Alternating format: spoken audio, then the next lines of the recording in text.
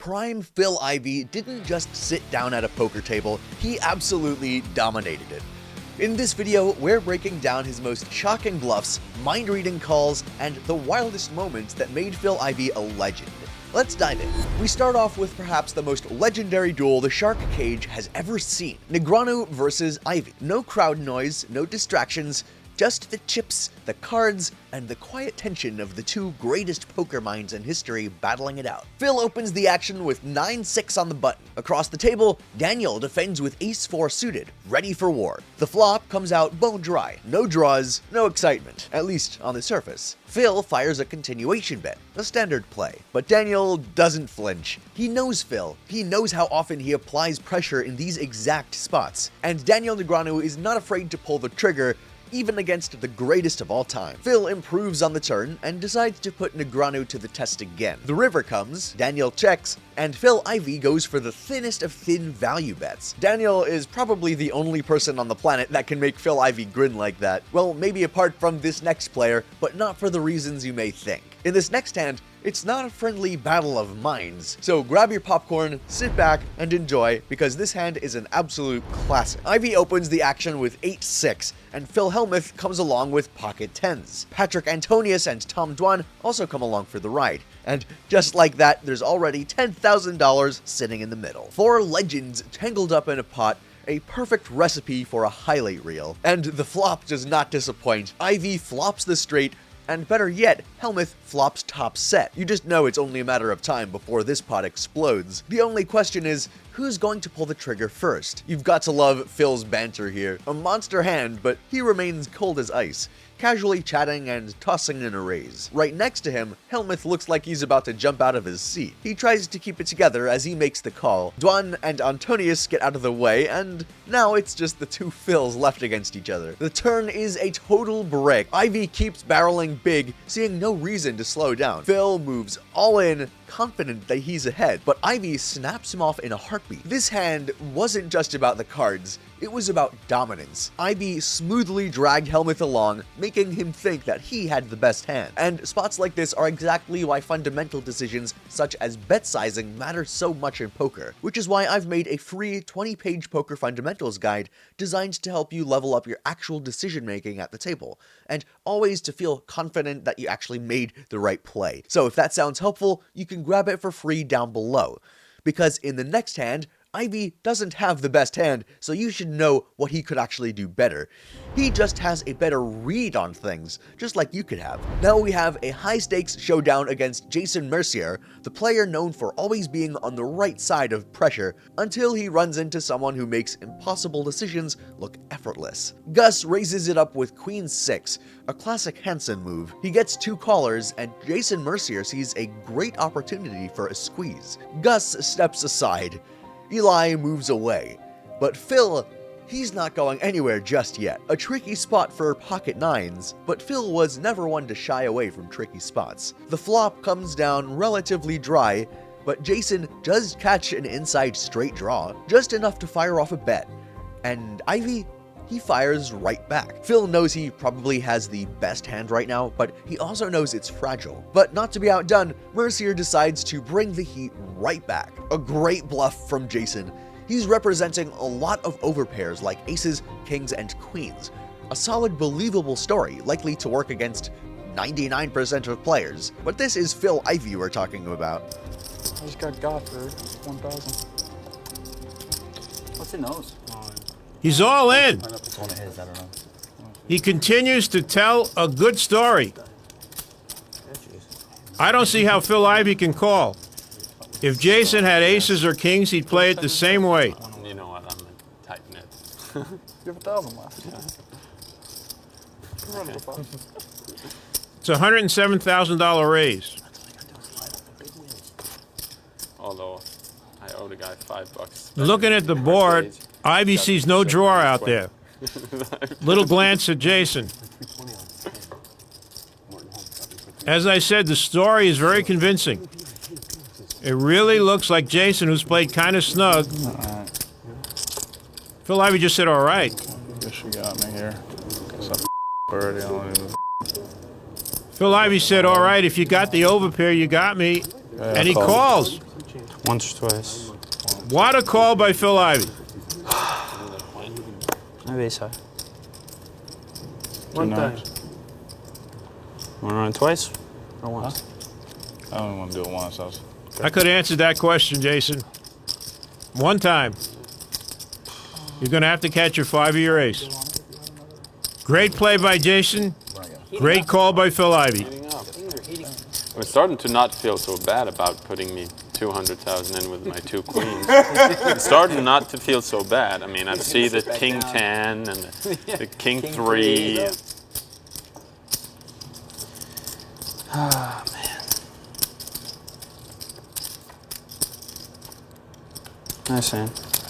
Welcome to the Ivy world, Jason. An absolutely amazing play from Ivy, but when it comes down to great call downs, we're only just getting warmed up. Because up next, we have one of the very few players who can compete with Phil Ivey. Up next, Ivy goes head-to-head against Doug Polk, arguably the greatest heads-up player of all time. Doug opens the action on the button, looking to pick up some easy blinds. But sitting in the big blind is Phil Ivey, and Phil Ivey does not give up territory for free. The flop comes down, and both players have something to play for. Ivy flops top pair, and Polk catches a gut shot straight draw. And instead of firing a standard continuation bet like most players would, Doug applies restraint. He checks it back, controlling the pot, controlling the pace. A smart move, because against Phil Ivey, things spiral fast. The turn is a blank, and Ivy decides to take the initiative. Doug flat calls, not willing to give up his equity. He also has the positional advantage, so he knows he can make things difficult for Phil on the river. The river doesn't change much, and Ivy keeps barreling, knowing his hand is good here most of the time. Most players would just let him have it, but this is Doug Polk we're talking about here. He was never one to shy away from a challenge, and he completely blindsides Ivy with a big raise. A daring, fearless bluff, perfectly executed. Against Doug Polk, 99% of players would make a laydown without giving it a second thought. But Phil Ivey is not like other players. Phil Ivey is in a league of his own. It's actually very simple for Ivy. There's no use raising. He's only going to get called by a better hand. Okay? He believes he's in front. If he does believe he's in front, he can just call and see what happens, right? If he believes he's behind, he can raise now to try and get his opponent to fold. But I think Ivy will just call. Well, Ivy was caught by surprise there. I didn't mean to bet 200. I meant to bet 175. Ivy speaking out loud a little bit. You don't get that very often from Phil. He just gave up a lot of information there. But I wonder whether that was deliberate to try and get a reaction from Polk. You can never tell, right? He said, just to be clear, that he said that I meant to bet 175,000. Trying to elicit a reaction from Doug Polk, perhaps, a tell of some kind. I think it was a pretty futile attempt, but maybe he's just being honest. Does he got to put the chips in the pot or no when you raise? What's the rule? You could just say it. You could just say it without putting the chips in. Phil Ivey's just asking and clarifying a few tournament rules. As we mentioned earlier, Joe, when they travelled, those rules changed, so you've got to clarify occasionally. Yeah, but now that was definitely his searching for information there. Okay. He knows that this is now playing poker, right? This is playing with people's minds right So now. you were right the first time. Don't trust them. Yeah, exactly. Don't trust poker players. He knows. Not at the table anyway.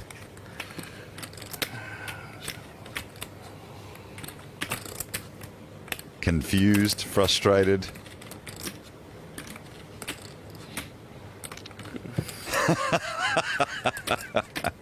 The tug of war is back, and even Phil Ivey gets it. It's great. Can he do it? Can he convince himself to call? He wants to, he doesn't want to. Do I, don't I? Every poker player in the world faces this, even Phil Ivey. Okay. There it is. He makes the call, so he will win a big pot. He almost looked a bit surprised there. He was resigned to the fact that he's actually lost the hand. We've seen some sick call downs so far, but now it's time to flip the script. Because if Ivey's known for one thing, it's his ability to smell weakness a mile away. And Andrew Feldman learned this lesson the hard way. This next clip is truly vintage Ivey. In this one, he was operating under pure instinct and delivered one of the most memorable bluffs of his career. Ivey is on the button and he goes for an aggressive 3-bet with Queen 4. This is definitely something you shouldn't try to pull off in your home game. Andrew Feldman makes the call and we go heads up to the flop. The flop does not help either player and Feldman checks it over to Phil. The board is very dry, so Ivey goes for the standard c-bet. Feldman knows Ivey's quite likely to have missed the board, so he tries to play back and hits him right back with a check raise. But Phil senses something doesn't quite add up in his opponent's story. He smells weakness like a shark smelling blood. Ivey has no hand at all, but his instincts rarely deceive him. He makes the call, daring Feldman to prove he actually has a hand. The turn brings no help for either player, and Feldman hesitates. He checks, and that pause, that moment of uncertainty, that's all the info Phil Ivey needed. Phil Ivey doesn't need cards to apply pressure, he just needs the right moment. Feldman only has 64,000 behind, the pot is 72. Well, that's Feldman why, checks. stack size, he could shove there and hope that he bluffs Phil Ivey out. I mean, Phil Ivey's completely floating Feldman here. 27,000. Wow. I swear. I love Phil Ivey. I just love him. This is great. This is poker at the highest level. Straight out. Feldman so badly wanted to outplay Ivey. So badly. And Ivey knew it. He sure did. He sniffed it out. I think part of it had something to do with his re-raise size, too. It was only 17,500. And Ivey takes it down. Feldman mucks the hand. Welcome to the big leagues, buddy. But Phil Ivey's next opponent is a different breed. It's Mike Matusow, probably the last player you want to see on the other end of a big bluff. And yet that's exactly where Phil Ivey goes next. Alright, next up we have a cash game table full of legends, and Phil Ivey is on the straddle. Mike the Mouth Matusow opens with pocket kings, and David Benjamin comes along with pocket threes, hoping to crack something big. Ivey makes the call as well, and we go 3 ways to the flop. Mike goes for a standard c-bet with his overpair, and Ivey knows this is a tough spot here, but he decides to peel one more card. The turn is another jack, and both players quickly check through. The river is a 7 of clubs, completing all kinds of draws. Ivey quickly checks again, and Mike is now confident his hand is good enough to get some thin value. Ivey carefully weighs his options. He has a very weak hand, and he knows he can never win this hand at showdown. So if he wants to win this one, he has to go on the offensive. That was a cold-blooded bluff, but believe it or not, our next clip raises the stakes even further, because this time it's not one elite opponent sitting across from him, it's 2. 2 of the calmest, sharpest, most composed players the game has ever seen, and Ivey outplayed them both at the same time. In this hand, Ivey pulls off a sick bluff against not one, but 2 elite players, David Benjamin and Patrick Antonius. This was a very weird hand to break down, so starting off, everyone limps into the pot, and all of a sudden, we have a huge family pot brewing. Not exactly what you'd expect from a table stacked with legends. Feels more like a local 1-3 cash game than a high-stakes battlefield. We go 7, yes, 7 ways to the flop, and the flop is King Deuce. Everyone jacked to Phil Ivey in the cutoff, and he raises it up to $3,000. Most of the table backs off. 2 players remain. Patrick Antonius sitting there with trip kings, and David Benjamin holding a flush draw. The turn comes down, a flush for Benjamin. The action checks to Antonius, and he takes away the initiative with a massive bet. Both players make the call, preparing for an explosive showdown. And the river is another diamond, huge potential action killer. Benjamin's hand has been downgraded to a poor bluff catcher at best. Phil knows his hand is not strong enough to win this at showdown. If he wants to win this pot, he has to take it by force.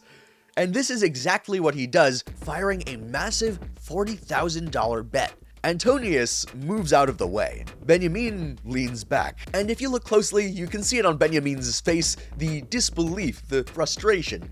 Because he knows nobody is supposed to bluff here. No one in their right mind would try to pull off something like this, except Phil Ivey. And the only question is, will it work? Easy fold for Antonius. But if you're Benjamin, It's a tough call. yeah. It really is. When it's only a 1 card to a flush, if you don't have the nuts, it's a tough spot. Absolutely. Especially the way Phil Ivey not doing a thing until the 4th diamond came. I mean, it feels like he has the ace of diamonds. If I didn't know better, I would have thought he had ace of diamonds. Yeah, he could also be in there. I mean, look, he's got king 7. Would it really be shocking if he turned over king 4? Actually, no, it wouldn't be. On a limped pot, yeah. I think he is going to play a King 4 suited. Well, obviously is. He played Or a King King 7. 5 What's suited. the difference between King 5 and King 4 and King 7? There's no difference at all. Not much at all. And Benjamin knows that. Benjamin has a lot of experience with Ivy. I wouldn't be surprised if Benjamin lays his hand down. There's no bluff in this spot. I don't see how you can possibly be bluffing. It's a tough spot, tough decision for David Benjamin. I don't see how. I just can't believe you would hit the 5. David Benjamin trying to make sense of this hand. Such a fickle game, poker is. He looks at the flop, he goes, oh, sort of like the flop. Looks at the turn, he goes, oh, wow, I love the turn. And the river comes out. Ugh. Don't think you're going to get a read on Phil Ivey. No, Ivy gives him nothing. Wow, that's power poker. He had the third best hand and ends up taking down the pot. I guarantee they're both the same card. Bet. Really? How much? I mean, not the suit, but I'm gonna Bet. Bet. I bet 1,000. Okay. Bet. They only show one. Too late now. All right, we have a bet. We have a bet, though. Okay. Stiff you. Huh? Stiff you. Want to stiff me? Won't be the first time. Patrick, you called the turn all in? You're all in? I don't know. I made a bad bet. I didn't realize you had. Obviously. I didn't realize you had that much money. Another amazing play, but now the difficulty goes up again, because the next opponent isn't just elite, he's a specialist. And this time, Ivy is bluffing a man who made a career out of never folding. We have another limped pot where Ivy limps in with Jack 8. Alan Cunningham completes the small blind, and Tom Dwan takes the opportunity to see a free flop. No fireworks pre-flop, but the piece doesn't last. We get a very dry board, and Ivy knows nobody should have a hand here most of the time. He leads out with a bet, trying to pick up a pot for cheap. Cunningham goes out of the way, but Tom Dwan will prove to be a harder nut to crack. He goes for a raise, putting Ivy to the test. And with no pair, no draw, and very few slim chances of improvement, most players would just lay it down. But this is Phil Ivey we're talking about. Two players with nothing, betting like they have everything. The turn is a 4, giving Dwan just a tiny bit of equity. Of course, this is more than enough for Dwan to keep applying the pressure. Phil is holding only jack high, no pair, no real outs, nothing to lean on. Surely this is where he has to let it go, right? Well, think again. They don't go uncontested. Well, he's floating one here, Phil. Yes, do not adjust your dial. The cards are correct. 4 clubs. Well, gives Dwan a little bit of a draw. He has a gut shot now. Now, he did check raise on the flop. Pot is 10,600. Can he bet one more time? This is Tom Dwan. Of course he can bet one more time. But Ivy's range is, I mean, it's ridiculously wide, isn't it? It is very wide, but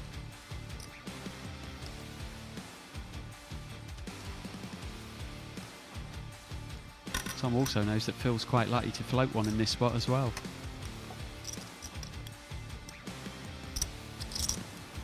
$7,300. I bet 7,300 into a $10,600 pot. And the red chips, those are $1,000 chips. The purples are 100. And the action is on Phil Ivey.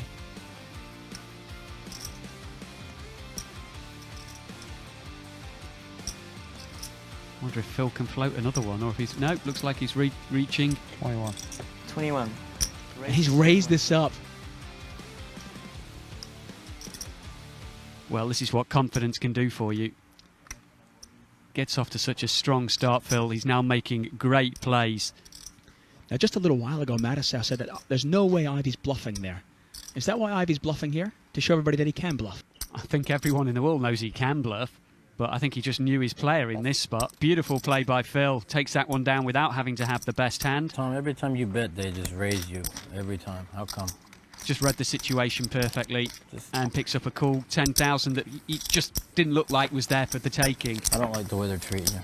But if you thought that bluff was pushing the limits, the next one crosses the line. A hand that looks like a joke, a spot that looks like a mistake, until Phil Ivey makes it look like a masterpiece. We've seen a fair share of crazy bluffs so far, but this absolutely made me drop my jaw the first time I saw it. Fair warning for the viewers, Never ever try something like this at home. Only Phil Ivey can get away with something like this. Barry Greenstein opens the action, and Ivey goes for a 3-bet with 5-deuce offsuit. Yeah, you heard that correctly. I told you not to do this at home. Lex Vildewis rightfully suspects something is fishy, so he goes for a massive 4-bet. In a spot like this, most players would figure out the jig is up. You tried to bluff once, it didn't work, nothing left to do but count your losses. But just watch what Ivey does instead. How much more are you playing? I think Phil Ivey's posturing here, 110, asking Lex how much he has. 140 something? 130, 140 more? Doesn't want Barry to know he raised him with air.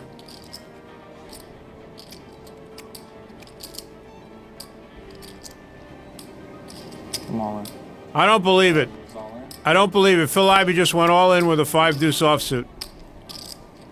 I don't believe it.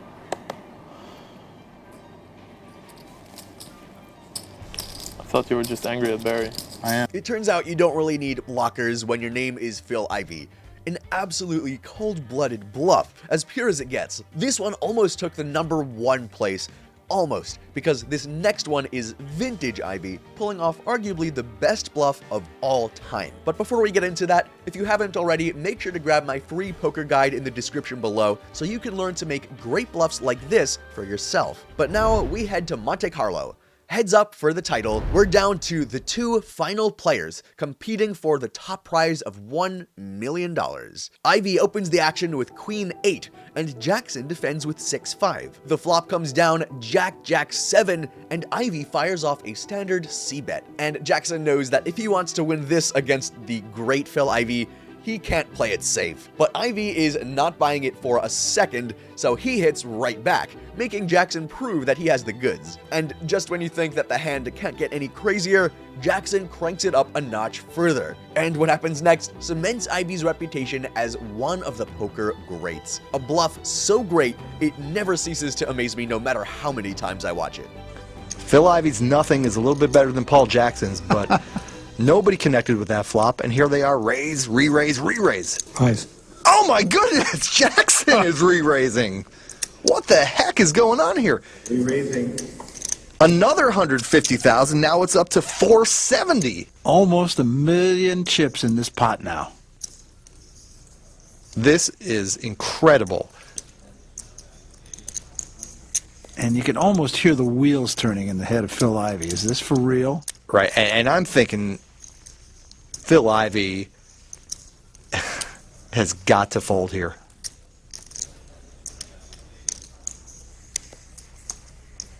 Yeah. I mean, is his opponent going to raise him twice with nothing? After Phil Ivey has shown strength? How much do you got left? 360. 380. 360, 380. 380,000 is what Jackson finally arrives at. Barry, let's put this in perspective. We're looking at a 1 million chip pot, and both players have nothing.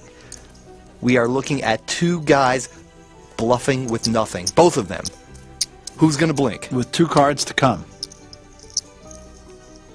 I don't think he's going to blink. I don't see how he can possibly continue in this hand. Everything Paul Jackson has done. All in. What?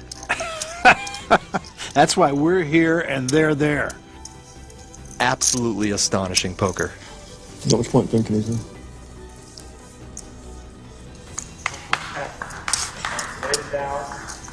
It's a good lie down, isn't it? There is a reason so many people call Phil the greatest poker player of all time, but poker greatness comes in all kinds of different shapes. And there's another legend, one who's dominated for much longer, won more live tournament titles than anyone in history, but somehow doesn't get the respect he deserves. His name? Phil Hellmuth. So make sure to watch this video next if you want to see how the poker brat became one of the greatest poker players of all time. We'll see you there.